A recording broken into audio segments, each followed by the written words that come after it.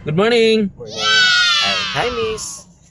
Hi, Mister. O mga estudyante o mga nagtrabaho may itong napasakay karon. Wow. Okay, wala ni siya ikon, wala ni purpose ang uban mo yun magkonsehal. Taga pardo ni sila niyan ako sinayawan. So sa mga niga diha, kopyahan na lang ninyo. Follow na lang mo. Unsa inyong ganahan? Ganahan mo magpa-libreng sakay sad mo. Wa ni bayad, wa ko gipangayo. Wow! Bisag pagpa-follow sa akong page, follow na lang mo ha, doon imo. Ayan, good morning guys, happy Thursday. It's Throwback Thursday. Unsa may inyong mga nahinumduman labi na gyud sa pagpanakay, yung mga sa mga Tagalog pala natin ng mga kapatid diyan. Ano ba yung mga hindi nyo makakalimutan lalo na nung kayo ay mga estudyante o di kaya ay naghihintay ng sasakyan. Di ba pahirapan lisod pa na kayo, no? Sir? Lisod pa na kayo, miss? Lisod?